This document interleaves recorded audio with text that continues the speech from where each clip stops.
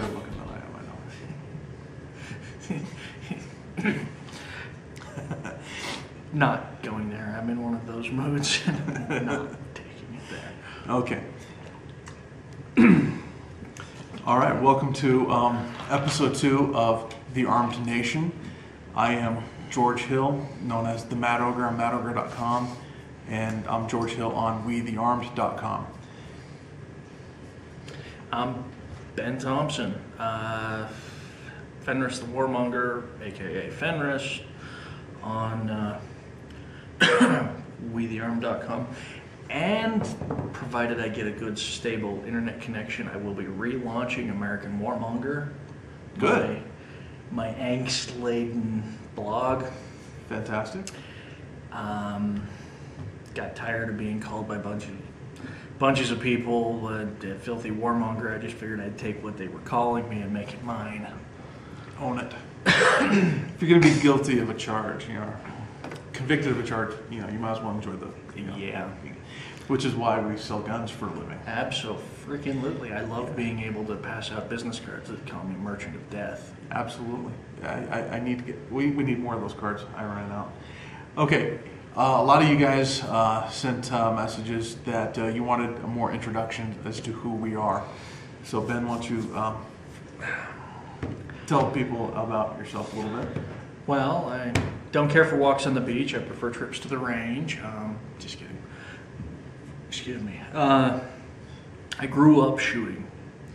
My dad has been a lifetime firearms enthusiast. He definitely infected me with the bug. I begged and whined and begged. My first encounter with a large bore handgun happened when I was 6 years old. And I bothered my father to the point where he let me shoot a 44 mag. At 6 years old? At 6 years old. And how did that turn out? Well, I didn't bleed. I didn't take a smoke to the head. I had to actually, the demonstration portion. I was so small compared to this 7.5-inch barreled monstrosity that my elbows were locked and I was leaning back. Just to hold it up. Just to aim. That's awesome. And I touched the trigger off. My dad was standing behind me, one hand perched to catch me, the other waiting over my head to catch the gun. He's a wise man. He caught both. Holstered the revolver, and in his description of what I turned around, eyes as big as dinner plates, looking up, going, oh. And he said, "You want to do it again?" And I said, It wasn't until I was 21 years old I touched a centerfire handgun again. So I've been making up for some lost time. Yeah, but you've loved shooting ever since. And here's the important question that everybody's going to ask: did you hit the target? Yeah, but it was a washing machine Hulk thing left over at about 20 feet. So you still hit the target though at 6 years old with a 44 mag. How many of you out there can say that? That's all. But it's been in my blood ever since. I mean, as I've related before, we used to family get-togethers where gather up, go to the range. I mean, and that was quality time. That was my time with my family. Was shooting. Oh yeah. That's a good American heritage right there. Absolutely. Absolutely. Okay, and those of you out there who know who I am know that I've been around guns all my life too. However, I didn't have that big family push with the firearms. Mostly it was more like, let's try to get George doing something different, a little less destructive. Didn't quite work out for it that way because I love guns. I know my family took me to places like Six Flags and Disneyland and whatnot. I know those things happened. I really don't remember them, but I do remember the rare occasions my father took me shooting. I remember those times. I remember those trips. I remember the feel, the smell, the sounds, and I even remember where those locations were. And I've gone back and revisited the neighborhoods that are now built on top of where those locations were. And, it's a little disappointing. I would have loved to have gone shooting there again, years later. But I remember that. I remember those clearly. Don't remember Disneyland. Don't remember Six Flags, but I remember shooting. And that stayed with me. And I remember shooting every chance I got, even when I shouldn't have been shooting in places. I remember when I was a very young lad. Like what? Disneyland? At Disneyland, hunting the mice. Yeah. Sorry. It's a Small World ride, and I thought it was a shooting gallery. It should be, though. It should be. Tell me, Disneyland, tell me. People would not be lining up buying tickets for that ride. Drive-by boating, shooting the little marionette things. That would be great. Anyway. That's a good idea, isn't it? Yeah. I wonder if It's a Small World is trademark copyrighted songs. I'm thinking that's a whole new level of IDPA competition. That'd be a great competition. Now, I remember shooting from my bedroom window into my backyard. I didn't really know at that time that bullets would go through things like your backyard hedge and trees, through the backyard fence into my neighbor's garage. And my neighbor was very gentle in his complaint to my father about the bullets going through into his garage. Luckily, there was no car parked there, so there was no damage. And he was very complimentary at the really good shot group I had through his garage. So I apologize to you. I don't remember your name or if you're still alive, whatever. This was a long time ago, back in Tacoma, Washington. Anyway, I've always loved shooting ever since. Joined the military when I was 17, got involved with that, so I started carrying weapons, occupationally. Got out of that, did some law enforcement, did a little fugitive recovery, and had a lot of fun doing that. And really, I never considered the armed lifestyle as being really different. It was just who I was, and that's continued to this day. And even though I got into some IT work, guns were always a part of me, and here I am, years later, putting down the technology stuff, putting that aside, and the stress and all that corporate BS that was all a part about the IT industry. There's a lot less stress, just doing what I love doing, which is talking about guns. And I think that was one of the best days of my life when I was offered a job to be paid to talk about guns, and helping people out and making those decisions. That was fantastic, and that's what we do. Yeah. We talk guns. And some people actually refer to it as work. It's not working. Even we get in new freight. Here's new gun stuff. Here, we got to put out. Handle these guns. Oh yeah, here's a new gun. We got to put a tag on it. Check it out. And, Here's a large shipment of ammo. Go ahead and stock ammo. Oh, cool. It goes in guns. I mean, we get paid to do this. It's fantastic. But it's it's just part of who we are. It's part of our character and our makeup. So that's who we are. And we're around guns all the time. We've always been around guns. Well, and as you talked about the concept of the armed lifestyle. Mm-hmm. It is completely foreign and alien to me, any other lifestyle. You mean like no guns? No guns. Like imagine you living in like Soho, California. No guns anywhere. A lot of tofu. Read their news reports. There are guns there. They're in the hands of the wrong people because of the stupid laws restricting only the honorable, honest, upright people. But in their world, though, in that worldview, there are no guns. I can't comprehend this. it's foreign, it's alien to me. In all honesty, I don't comprehend people who have no familiarity with, don't understand the basics of. It's just, you're talking about Hollywood scriptwriters. Yeah. Or just average liberal person. Yeah. But, you know, we don't have to deal with those a lot because those are not the type of people really coming into the gun counter very often. No. But they do. They do sometimes, usually in tow with somebody else, and somebody else is trying to share with them something.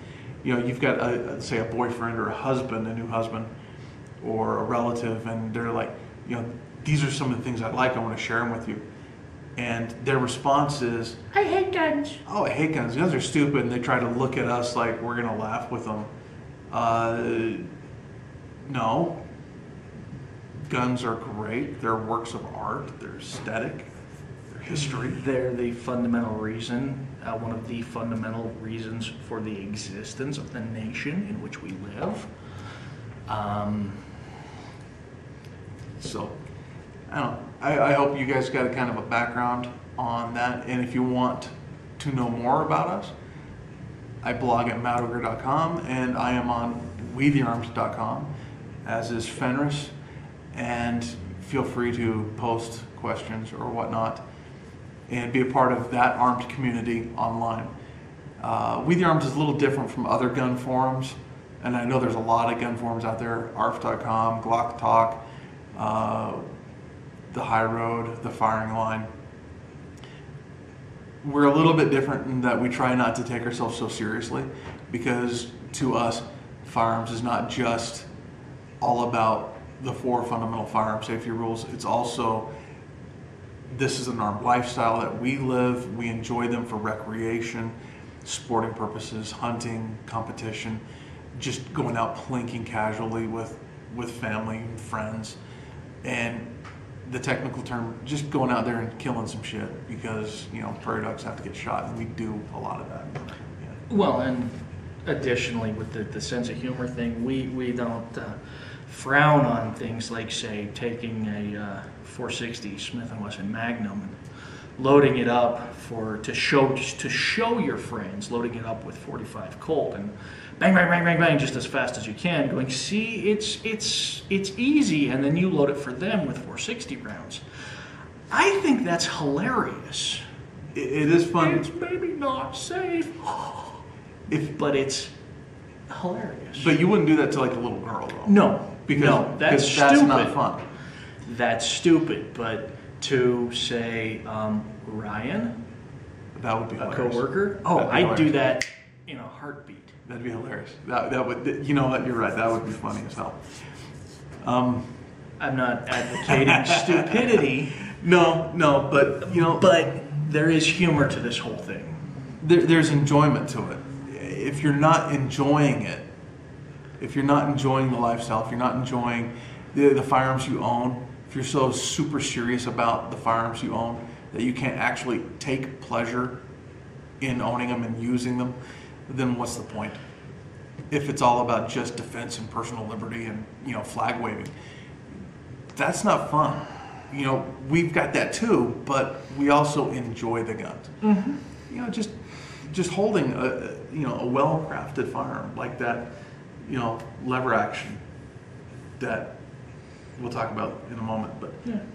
Just looking at it, the history, the lines of it, it's an aesthetic thing. It's art, and it's history, and there's a lot of meaning behind that we do take seriously, but we just love guns. There you go.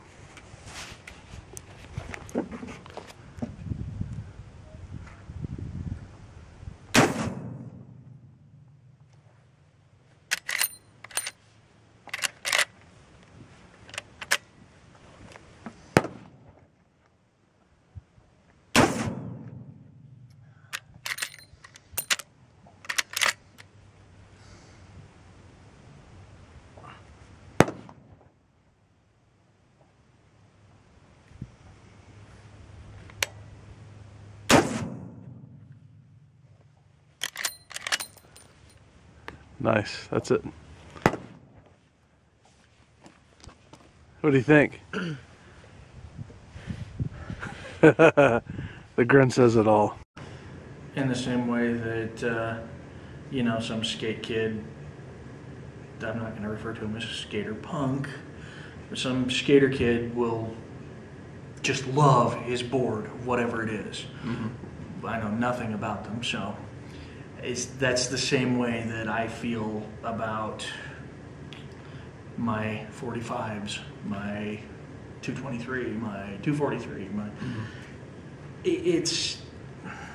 Well, to put it really well, a friend of Crusader Weaponry and WeTheArm.com, her name's Nivy Pick. She put it the best. You know, I love it like zombies love brains. Hooah. That says everything. Yeah. Okay.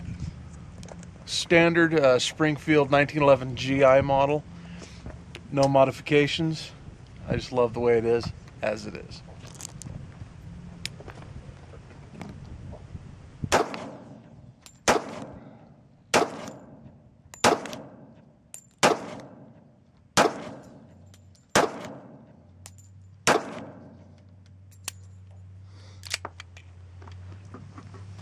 Flawless and beautiful.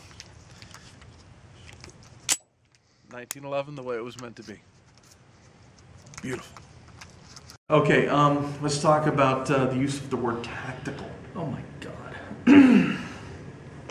The use of the word tactical. Knock it off.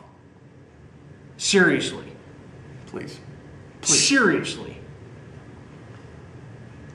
It's a little overused, do you think? Mildly, maybe.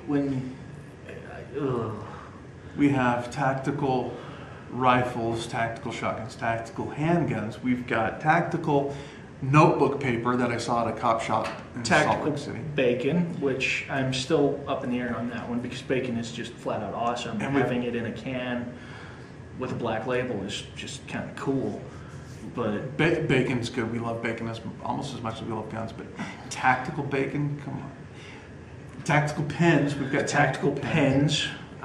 In case you have to stab through a car hood with your...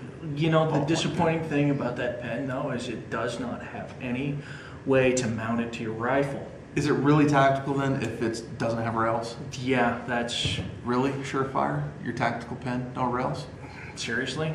Is it really tactical? How am I supposed to add that to my AR with my tactical cup holder, my tactical toilet paper dispenser, my tactical can opener, my tactical Kleenex, tactical cell phone covers? Yes. Let's kind of stop it with the tactical stuff. And if you're looking at tactical means the application of tactics. That's tactical, but facilitates the use or the implementation of a tactic to accomplish a goal. Mm-hmm. Now, if your goal is to have more heavy shit piled on your rifle than anybody else at the range, by all means, proceed. You might actually look into carrying airsoft guns because they're lighter. Well, a lot of guys will say that tactical means that it's really usable and multifunction and whatnot. And I'm not really finding that as the case in a lot of tactical products that are out there. Yeah. Because, you know, one of the most tactical things that I own, as far as it being really usable, user-friendly, and I can do a lot of stuff with it, you know, multifunction, is, well, this little guy right here, a Leatherman skeletal. I've got my knife blade, I've got my pliers, I've got my screwdriver, I've got a neat little clip to clip it places that might or may not be inappropriate, but that's one of the most tactical things I have. But how do you mount that to your rifle? How do you mount that on your AR? Well, I could clip it into the sling swivel stud there with the clip. So it is tactical. Yeah. The Buck 110 Classic, it's brass and wood and a stainless steel blade. It's not black. Black does not mean tactical, does it? Apparently it does. I mean, oh my as gosh. per dude, you're I am dressed very tactically. tactical. You're a fucking ninja. Oh my god. Okay. No. Much like, and I'm not With your comparing- tactical mouse. and Tactical. laptop. It's compact. It's a compact. It's a subcompact tactical laptop. Yes. Unlike mine, which is evidently not tactile. It's not black enough. Well, you know, when are you going to put the wood grips on there, Grandpa? I don't know. I'm probably going to put some rails on it, maybe. Ah, yes. That would make it more tactical and Yes. thus appropriate for certain gun forums people. Yeah. Seriously, the word tactical, knock it off. Seriously. If you think about it, it's a really narrow field of view. You know, we should look more. What's the better word instead of the narrow field of view? Strategic. Yes. We need to look at the big picture. Forget just the entry through the door, but look at the whole encompassing the entire house. What is for the that overall range. strategy involved? Yes. So we're going to look for strategic weapons in small arms forms, and we'll probably talk about that later. The strategic application Yeah. and strategic accessories. Yeah. I don't want a tactical rifle. I want a strategic rifle. What was that? And no rails. Brackets. No, because brackets, exactly, mounting brackets. You don't want rails on your on your strategic gun. You need. Well, it's not a train. It doesn't No. need rails. No, it's not abstract. I'm thinking maybe Wi-Fi capability so you can communicate. Maybe that might be more strategic. Yes, absolutely. I don't know, we can have fun with this all day, but let's talk about some guns. Let's talk about some guns. I bought last episode 1, I bought a Marlin guide gun.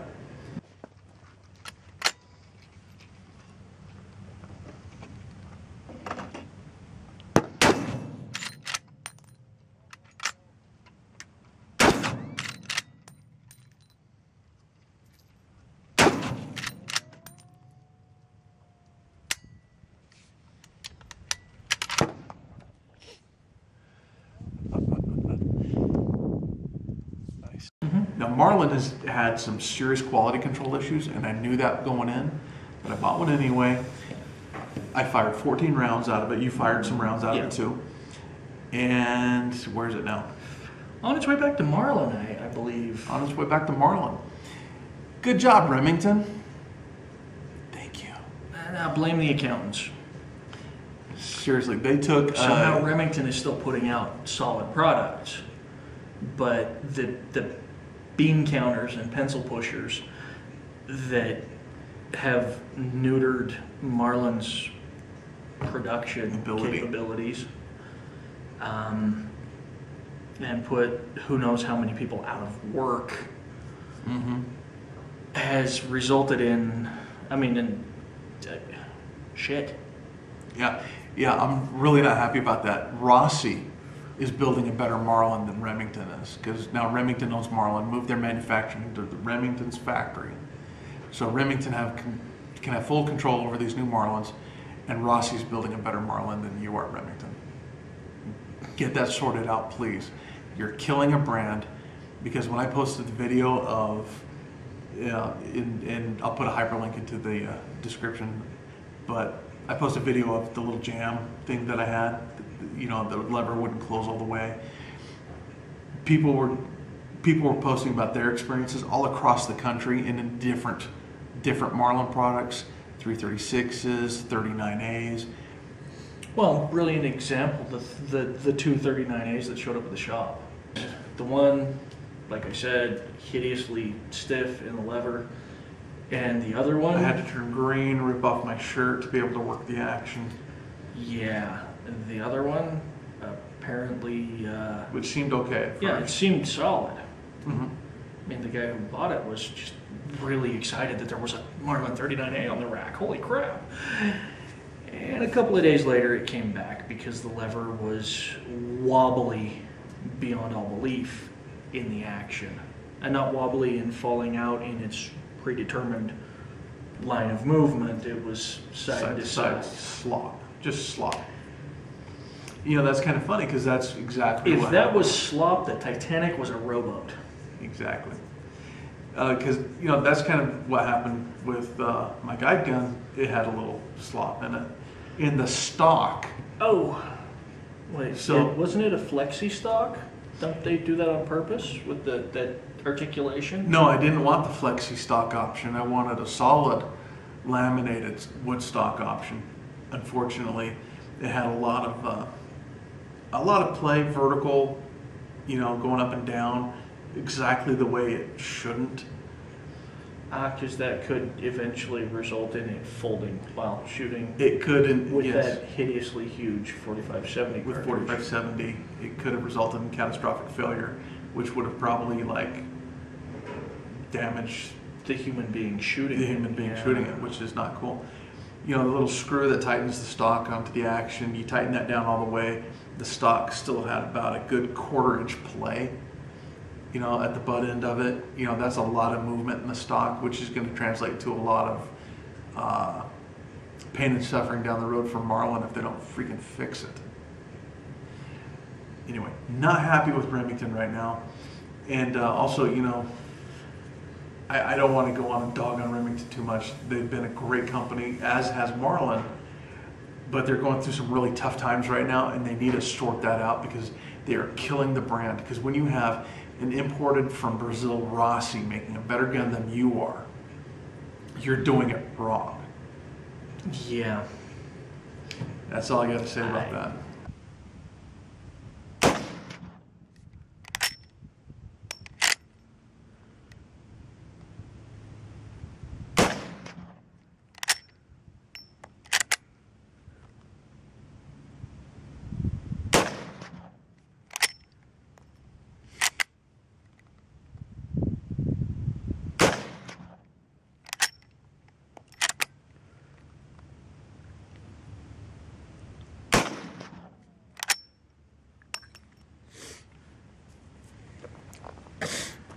What do you think?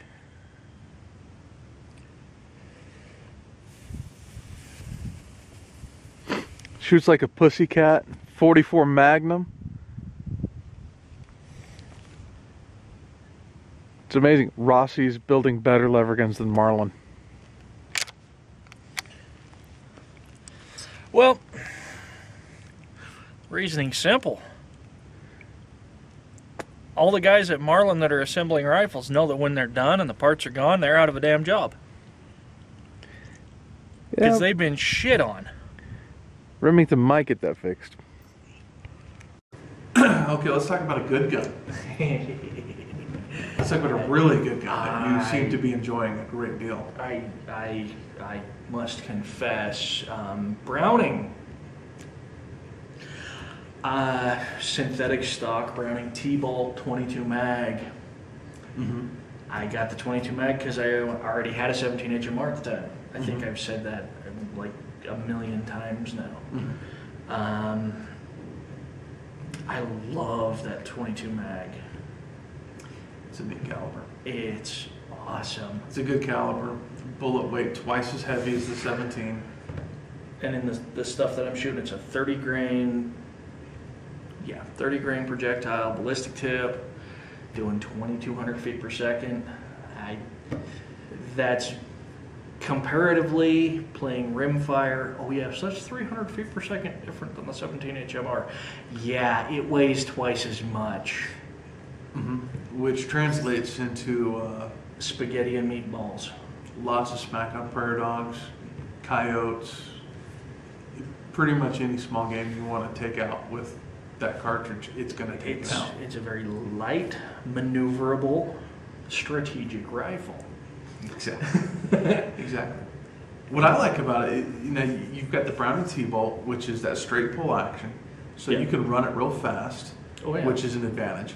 Also, you've got that really neat rotary 10-round magazine. That like S-curl 10-round mag that sits flush in the stock. Mm-hmm. And you've got another one right in the butt pad. You load both magazines, snap one in, snap one in the back, and you reloads. You're switching. You're not fishing around in a pocket for a magazine. You're not. Where did I leave that? Yeah, so it makes a real convenient rifle to use. And like you said, lightweight, easy handling, fast handling. You can work that action really quick, and the accuracy's been good. So you'd rate that out of 10, 1 out of 10, you're going to rate that I got to give it a 10. I got to go. There's no faults for it. Full 10. I have no problems.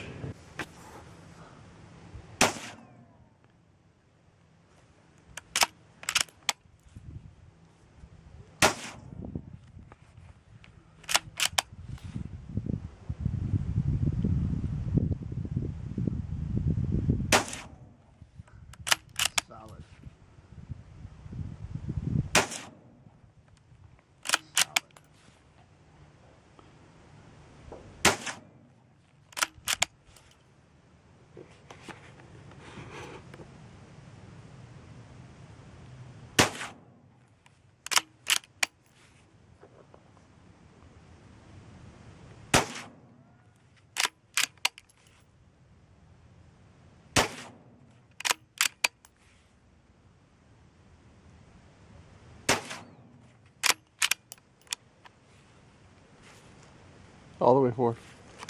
There you go. That's it. What do you think of that one? Pretty slick, huh? Yeah. You like one of those? Yeah, I mean, I know I'd like one of those. I don't need to like one, but I do. Here's what I wish Browning would do though with that gun. Make the butt stock with the spare mag holder, put that on the wood stock too. I don't see any reason why they can't. I think, I mean, the pricing is usually about the same between the two. I think the addition of the spare magazine in the synthetic stock is kind of the incentive to say, here, look at the synthetic version. Mm-hmm. Honestly, for what I'm doing with the gun, I don't want a wood stock out there, which is why I parted with the 17, which was a gorgeous, beautiful, accurate, hideously accurate, amazing shooting CZ 17 with a 5-round magazine. Well, see, and see, I still love the 17 HMR a lot because of that accuracy, the real flat trajectory, and it opens up a prairie dog like a 223 can. So, you know, I'm happy with it. Yeah. It is a little bit less ideal on a, like say a coyote, whereas the 22 mag would be still very good on a coyote. Very viable. And now that we got the coyote bounty at $35, time to get a little bit mercenary about this. Oh, hell yes. Yes. You cannot pay me to kill dogs. So enough on the 22 mag. You've got another mag that you've just recently picked up. Oh, yeah, 629. 629 Classic. Yeah. 44 mag. Oh, absolutely. Stainless version, full lug version of the Dirty Harry gun. Yes. It's an American heritage type gun. Yeah. It's as American as the 1911, a Mustang, apple pie, which is German, by the way. So. 44 mag. Smith & Wesson model 629.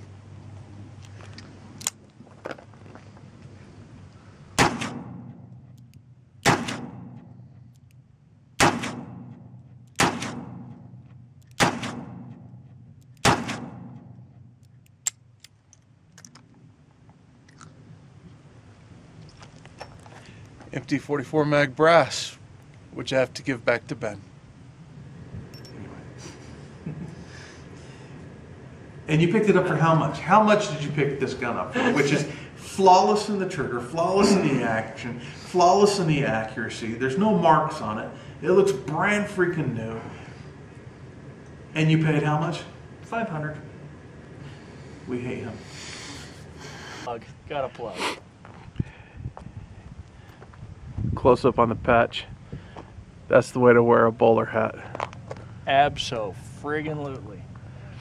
629 44 mag in effect. I think I got a Harry Callahan this one. Go for it.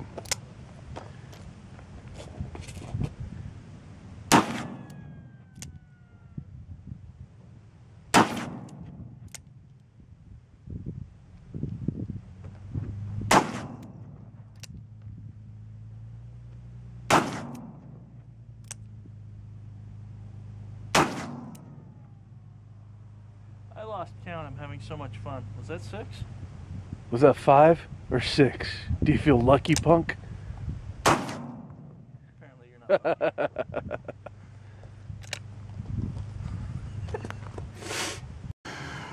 It's $500. It's all about who you know. Yep. It's all about who you know. It's all about taking opportunity, and you had an opportunity, landed in your lap, you capitalized it, and you've got a flawless new 44 mag 629 Classic. That turns rocks into gravel. Oh yeah. I didn't get this on video, but there was this big old freaking rock out there. Nailed it one shot, and it flew off in about 100 different pieces. I mean, just shattered that rock. That's a lot of horsepower in a handgun. Yeah, and it wasn't uncomfortable to shoot with it. Was it? No, it wasn't. 240 grain Winchester soft point, white box stuff. Nothing special. Shot great. Accurate. I'm actually anxious to try out some of the Hornady hunting rounds. The Lever Evolution flex tip stuff.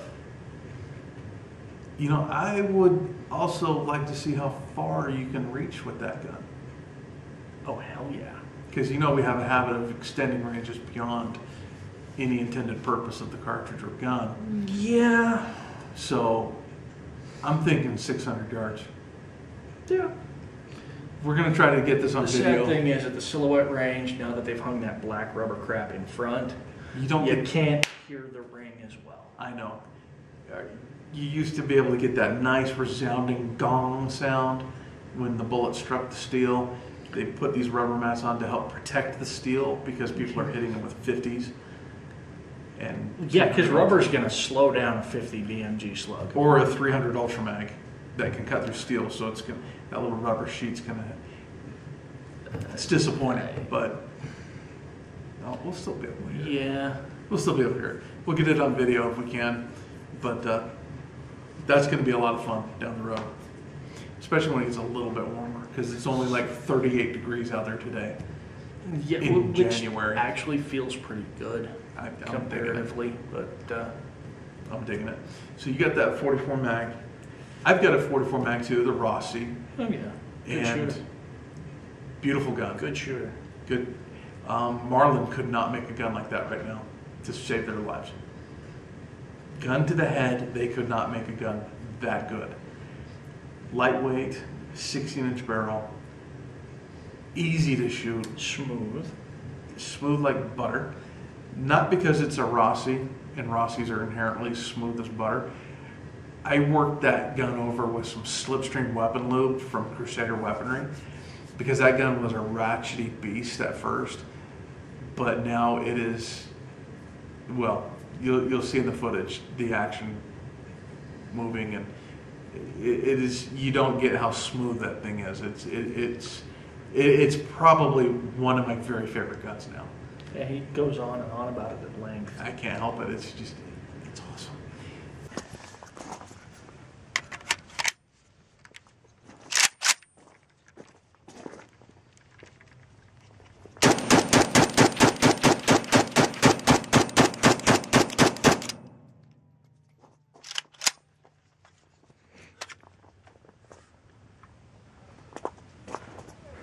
I'll try to refrain. The AK-47 I talked about getting, we got some footage shooting that. Yeah. And that was a lot of fun.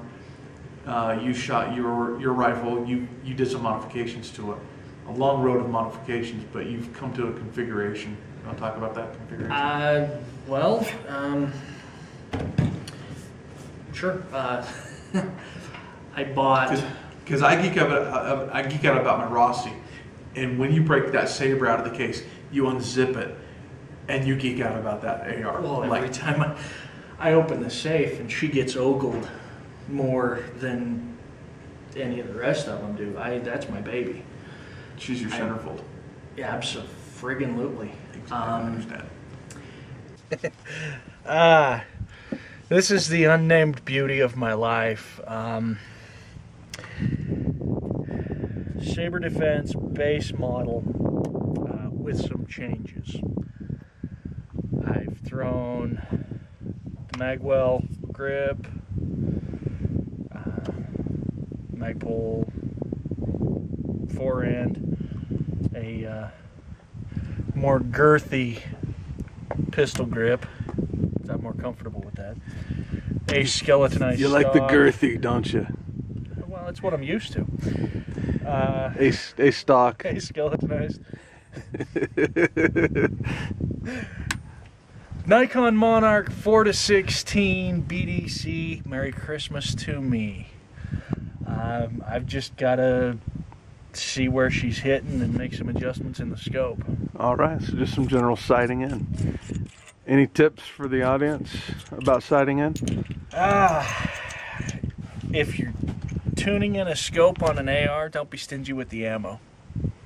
Have fun. Yep. Do All some right. shooting. All right. Ooh, what's this? What's this thumper right here? Beautiful. Oh yeah, that's my new big loop guide gun. I almost have to like set the stage so people know what's led to this AR, because I've had Bushmaster, 3. Armalite, some other Franken gun. Yeah, to arrive at where I'm at, I've been through some guns with varying length barrels. Done the 20-inch, had something in a 16. The one, the Frankenstein, had an old Colt H-bar barrel on it.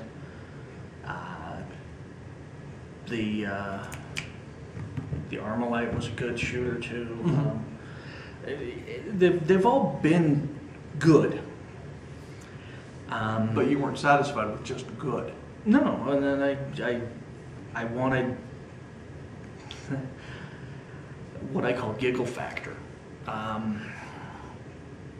Something that makes me just cheer up and feel better about life in general. When I consider the gun, when I just consider what it is, that's giggle factor for me. And this Saber Defense, and I don't know what the full story is with what's happened, is happening. I don't know if there is Saber Defense anymore. I don't know. This is, if it has come back as some other company using the Saber name or whatever. And it would be Saber in name only. Don't know, don't care. This is an original gun. It was one of their more basic models, but I did my reading. The barrel was made out of that like super awesome, ungodly. The mill grade. They build machine gun, Browning 50 cal machine gun barrels out of that same the really awesome grade steel barrel. Vulcan cannon So steel. you really don't need a chrome lined chamber or bore or any of the rest of that, because the steel is better than the chrome lining.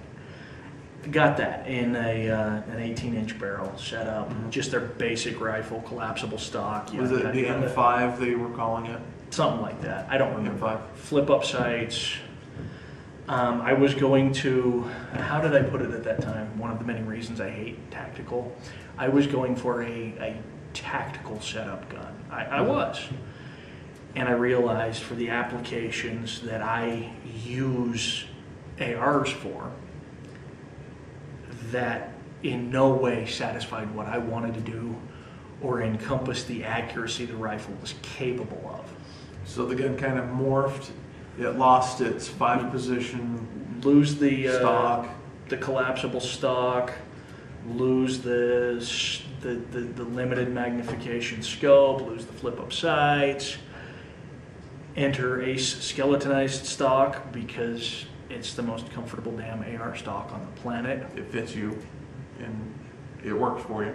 Absolutely. And exit the standard forward handguard thing after some modification attempts on my part to make it what I wanted.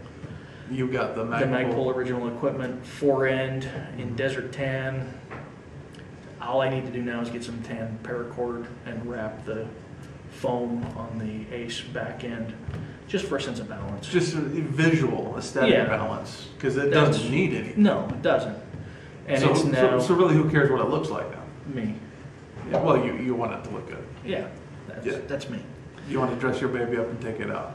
Oh, hell yeah.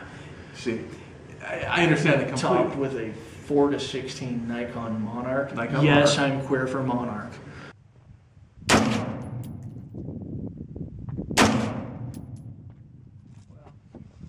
Okay.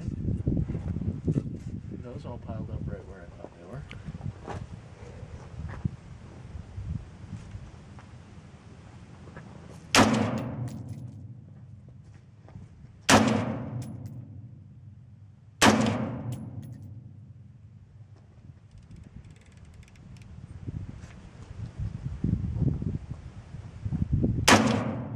Well, Nikon makes some good stuff, and the Monarch is probably the best bang for the buck going, period. Oh, yeah. Retail on that scope would be what, $450? Yeah, about. $450, and you've got some of the best optics you can put on top of it. And the only thing that needs to happen next is trigger work, which will happen in a bit.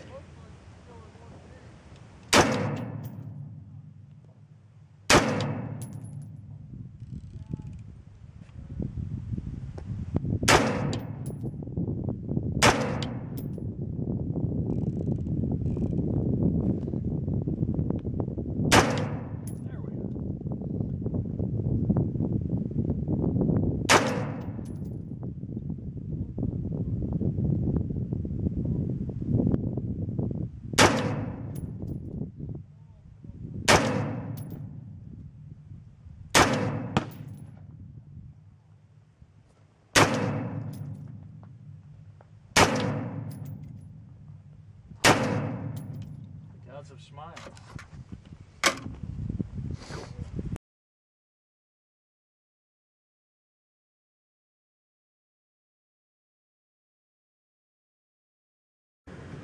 Now that Geisel trigger that one of our Leo. frequent customers brought in, did you feel that trigger pull? Nice. How much was that trigger? He said 250 or 350? Yeah, it was like 250, something like that. That would be a nice drop-in kit. And here's the thing, he's no gunsmith. No. It was just a real simple part swap. He said that they included like the whole like slave pin to do it so it was easy and you didn't like have shit going everywhere while doing it. So. And if Leo can do it, anybody can do it. Yeah. Now, see, I'm real happy with my Arrow too. Completely different configuration. The only complaint with mine is that it's just too heavy. But I love the accuracy. I love how I can change it like how you changed yours. I can pretty much do whatever I want. I like my configuration. I just don't like the weight of it. So I'm kind of searching for, lighter components to have the same configuration in a lighter weight package. But mine's been, slipped up by Slipstream from Crusader Weaponry. Joe did the ST2 treatment on all the internals, made it really nice. I love the gun so much, even though it's a heavy beast. I think about, I'll just sell it and buy a lightweight carbine for what I'm doing. But I can't bring myself to do it because this gun is just so good. And I've been playing the optics thing on mine too. I changed out from an EOTech and I'm running a Lucid HD7, which I'm really liking. But you guys will see more about that later. But ARs are just flat out fun. And AK, not as much fun with that modularity. Well, it's getting there though. It's getting there. There's things out there you can do to it, but you just can't throw parts on and off willy-nilly like they're Legos. No, because the overall shape of the gun, your forend is far more limited in the way that the magazine connects, limits what you can put on a forend. For example, like mine, if I put a regular vertical foregrip, like I take the vertical foregrip off my AR, put it on my AK, all of a sudden I can't get my AK out of the mag. I can't get my mag out of the AK. Sorry. Which that forward pistol grip that came into the store Mm-hmm. that pivots, Mm-hmm. and we were like, what the hell? Yeah. Fold it down. No, not the fold down. The one that your rifle's here. Oh, and wobbles. yeah. The side to side. This makes sense now. Because then you can You push attach out it where it away. needs to be on the foreend of an AK. Got it. You got Yeah. a mag switch, push the button, twist, and that actually rocks your rifle out to the side, dump the magazine, put a new one in, and come right back. Yeah, that would work. That actually makes sense now. I'm not saying it's ideal or perfect, it's just No, there's an accessory. the only problem with the habit is that I just hate that vertical foregrip, and I try not to think about it because it's just not right. It's like triangle face. It scares me. I hate it.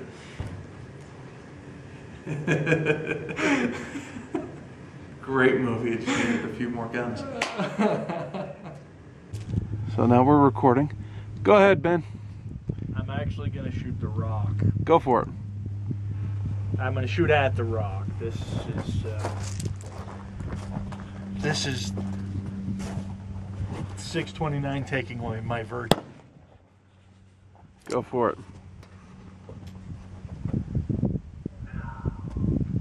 Hey, I hit Nailed it. Oh. Cantaloupe sized rock turned into gravel.